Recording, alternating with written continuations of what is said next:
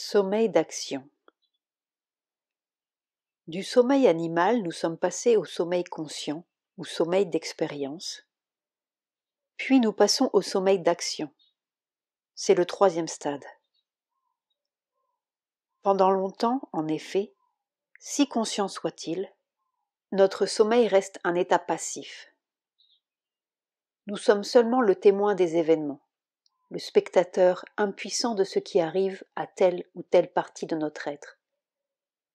Car il s'agit toujours d'une partie de notre être, soulignons-le, bien que nous puissions avoir l'impression, au moment de l'expérience, que c'est la totalité de notre être qui souffre, se bat, voyage, etc.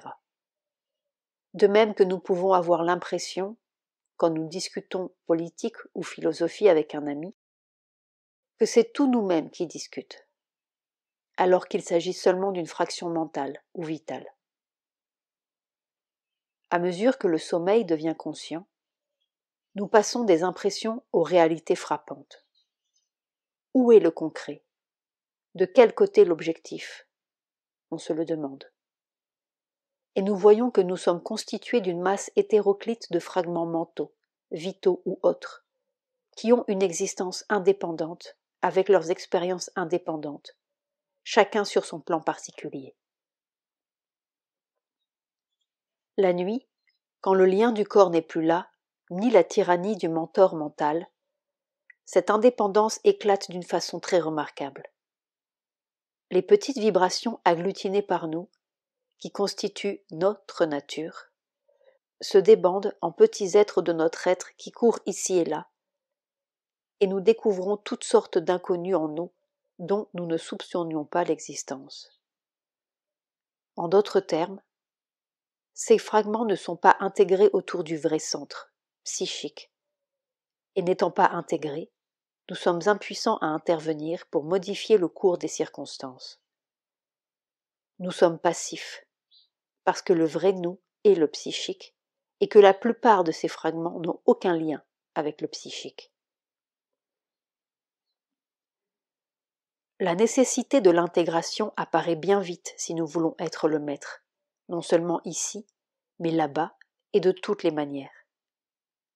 Quand nous sortons de notre corps et que nous allons dans certaines régions du vital inférieur, par exemple, qui correspond aux zones basses du ventre et du sexe, la partie de notre être qui s'est extériorisée dans ce domaine y fait le plus souvent des expériences très désagréables.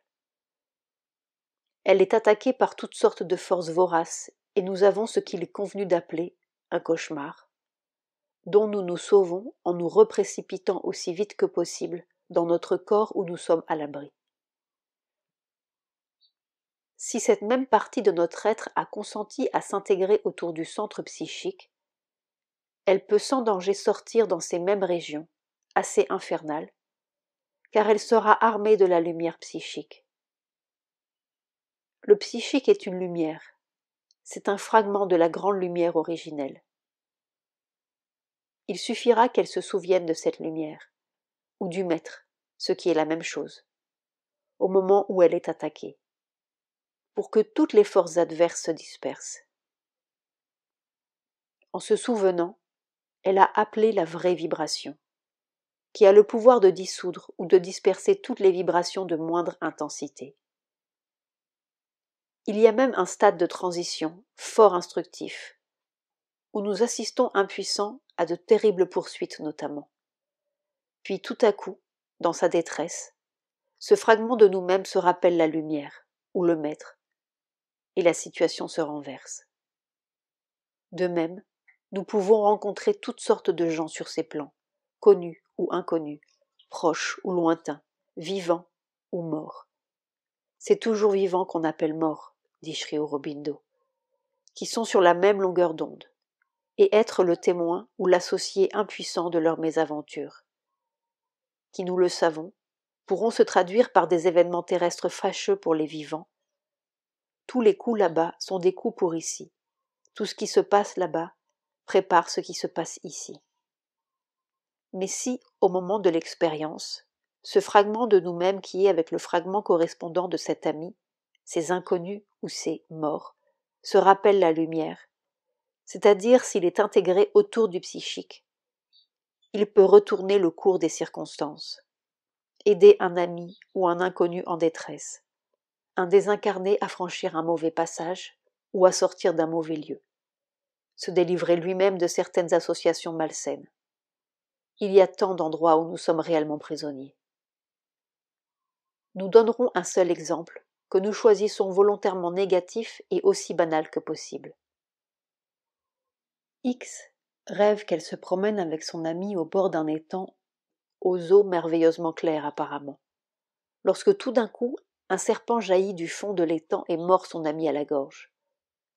Elle fait quelques tentatives pour protéger son amie, mais prend peur, et poursuivie à son tour par le serpent, s'enfuit à la maison, dans son corps. Le lendemain, elle apprend que son amie est malade, complètement aphone, et elle-même est poursuivie toute la journée par une série de petits accidents larvés, intérieurs et extérieurs. Si elle avait été activement consciente, centrée, rien ne serait arrivé. La force adverse se serait enfuie. De fait, il est des exemples contraires où des accidents ont été miraculeusement évités parce qu'ils avaient été vaincus la nuit d'avant par un ami consciencieux, sinon par soi-même. Nous pouvons donc participer utilement à toutes sortes d'activités qui préparent nos lendemains personnels, ou des lendemains plus vastes selon nos capacités. Un être conscient, pas plus grand que le pouce d'un homme, se tient au centre de notre moi. Il est le maître du passé et du présent. Il est aujourd'hui, il est demain, dit la Katha Upanishad. 4, 12, 13. Il faut avoir fait de nombreuses expériences, avec vérification chaque fois qu'il est possible, pour comprendre à quel point ces rêves ne sont pas des rêves. Il est des emprisonnements ici qui ne peuvent être dénoués que quand nous avons dénoué l'emprisonnement là-bas. Le problème d'action est donc lié au problème d'intégration. Cette intégration est d'autant plus indispensable que quand nous n'avons plus de corps, c'est-à-dire quand nous sommes soi-disant morts, ces fragments n'ont plus la ressource de se reprécipiter dans notre corps pour se protéger. S'ils ne sont pas intégrés, ils souffrent bien des désagréments.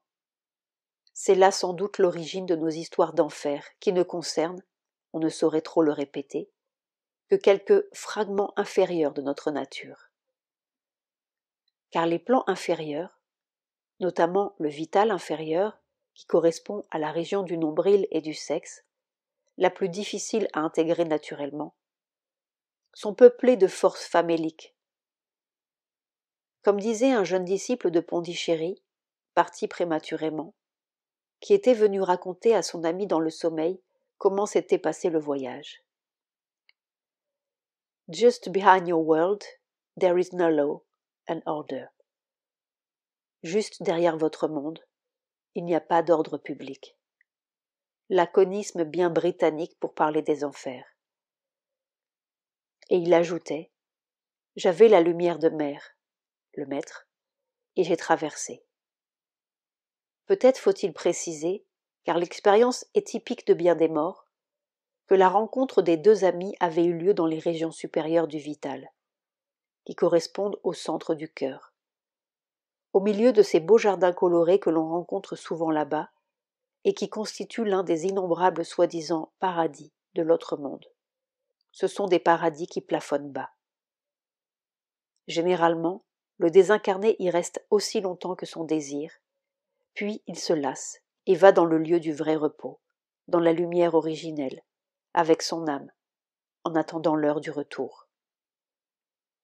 Dire qu'un individu va dans l'enfer éternel est une cruelle absurdité.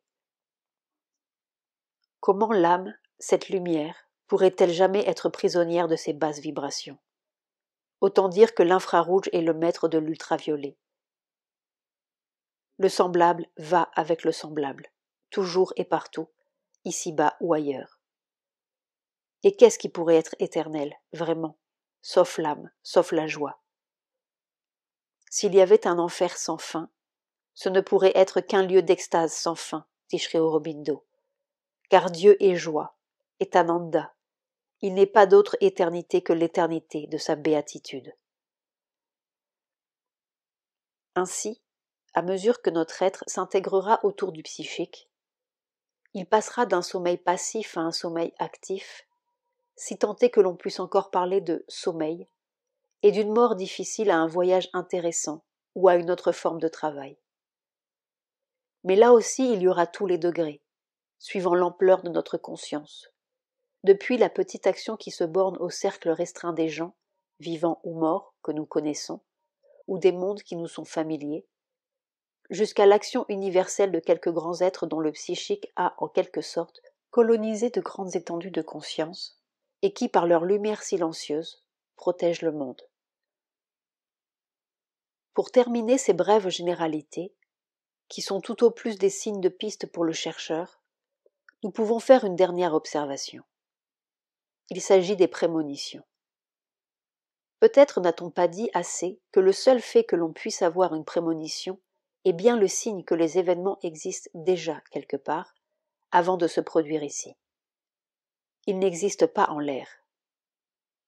Nous qui sommes si minutieux pour les réalités matérielles, nous accordons aux phénomènes des mondes moins matériels le bénéfice tout gratuit d'une incohérence, ou d'une vague qui ne tient qu'à notre propre esprit. Or, on s'aperçoit, à l'expérience, que tout est parfaitement rationnel, sinon raisonnable. Non seulement la luminosité s'intensifie à mesure que l'on gravit les degrés de la conscience, mais le temps devient de plus en plus rapide. Il couvre de plus en plus d'espace, si l'on peut dire, ou des événements de plus en plus lointains, vers l'avenir ou vers le passé. Et finalement, on débouche dans cette lumière immobile où tout est déjà. Simultanément, ou comme un corollaire, on observe que suivant le plan de conscience où se situe notre vision prémonitoire, l'accomplissement terrestre est plus ou moins proche, ou lointain. Quand on voit dans le physique subtil, par exemple, qui borde notre monde, la transcription terrestre est presque immédiate, quelques heures ou un jour après. On voit l'accident et le lendemain on attrape l'accident. Et la vision est très précise, dans les moindres détails. Plus on s'élève dans l'échelle de la conscience, plus l'échéance de la vision est lointaine, et plus sa portée est universelle. Mais moins les détails d'exécution sont visibles, comme si le fait vu était inéluctable, certes, à condition que notre vision soit assez pure de tout égoïsme, mais avec une marge d'incertitude quant aux modalités de réalisation.